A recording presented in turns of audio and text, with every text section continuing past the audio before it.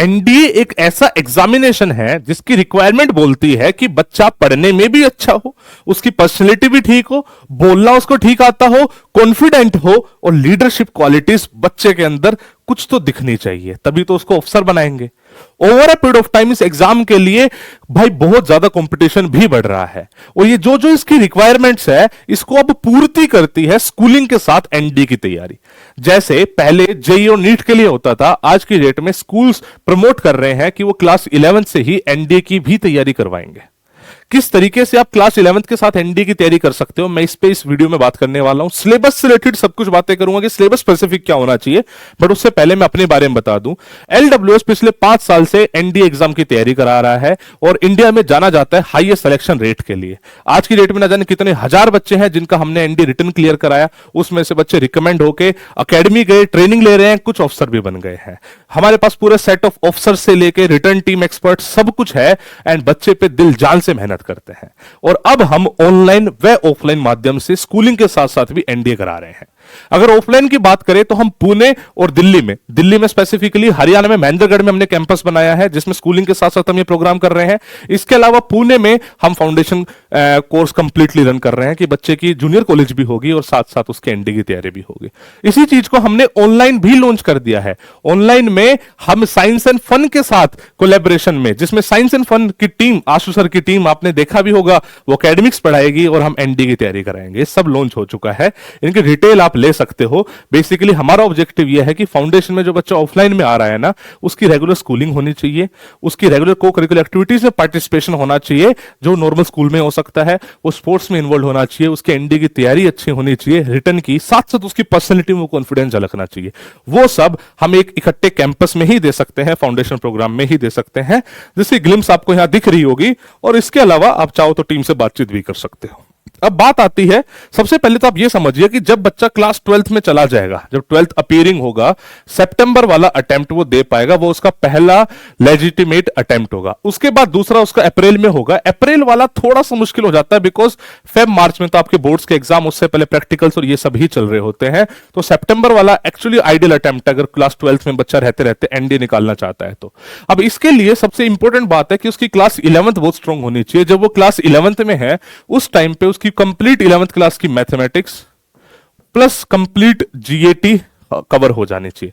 जब बच्चा class 12th में आया है तो उसकी क्लास 12th की मैथमेटिक्स, जरूरी नहीं पूरी, कुछ पोर्शन, एटलीस्ट 40-50% पोर्शन और जीएटी की रिवीजन प्लस में इसकी रिवीजन हो जानी चाहिए। यही हमारी स्ट्रेटेजी भी रहती है। बिकॉज आप ये सोचो कि कंप्लीट कर लो मैथमेटिक्स, थोड़ा सा मुश्किल हो जाता है, तो उसमें से कौन सा पोर्शन करना है, कौन सा नहीं करना, साथ साथ एसएसबी की तैयारी भी करनी है, ये हम अपने फाउंडेशन में भी कराते हैं। अगर आप कहीं और हो तो भी यही चीजें फॉलो कर सकते हो, घर पे हो तो भी ये चीजें फॉलो कर सकते हो।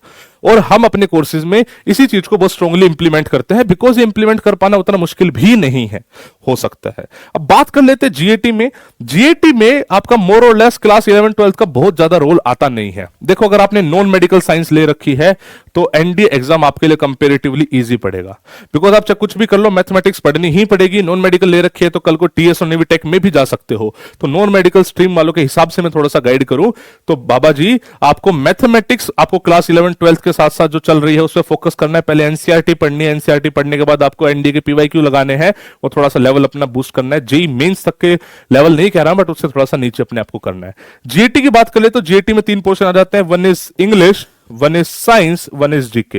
ये साइंस बच्चे क्लास 9-10 के, इंग्लिश कॉम्पिटिटिव इंग्लिश है, GK history geography polity economics, इसको भी कॉम्पिटिटिव जीके के नाम से जाना जाता है। इसकी तैयारी बहुत अच्छे तरीके से की जा सकती है बट इसका क्लास 11-12 से कोई लेना देना नहीं है।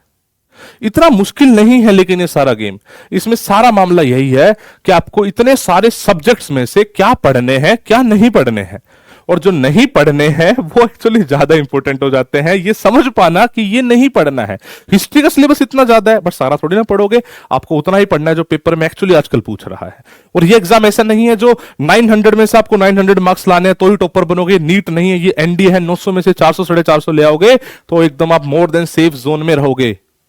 तो वो राइट स्ट्रेटेजी आपको डेवलप करनी है कि भाई मुझे सब कुछ पढ़ना है, किसी एक सब्जेक्ट से दिल नहीं लगाना है। मैथ्स कर रहे हो तो मैथ्स ही नहीं करनी है, आपको पूरा पूरा टाइम डिस्ट्रीब्यूट करना है।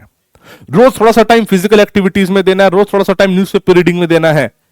ये उनके लिए बता रहा हूं जो घर बैठ के कर रहे हैं, जो ऑनलाइन कर रहे हैं। ऑफलाइन में तो ये सब कंपल्शन डल ही जाएगा ऑटोमेटिकली। ये मैं ऑनलाइन की बता रहा हूं कि ऑनलाइन में आपको ये सब चीजें मेंटेन करनी है कि आप हर चीज का बैलेंस देख पाओ। थोड़ा सा फिजिकल एक्टिविटी हो, उसमें स्पोर्ट्स आ सकते हैं, थोड़ा सा पर्सनैलिटी पे काम हो जिसमें कम्युनिकेशन स्किल्स और न्यूज़पेपर रीडिंग आ सकते हैं, और एनडीए की रिटर्न की तैयारी हो, साथ साथ एकेडमिक्स की तैयारी हो। ये आप खुद घर पे कर सकते हैं, हमारे साथ तो हम इसको मॉनिटर करके कराते हैं।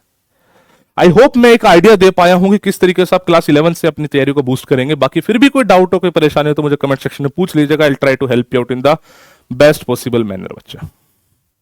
आई wish you all the best. जय हिंद, जय भारत।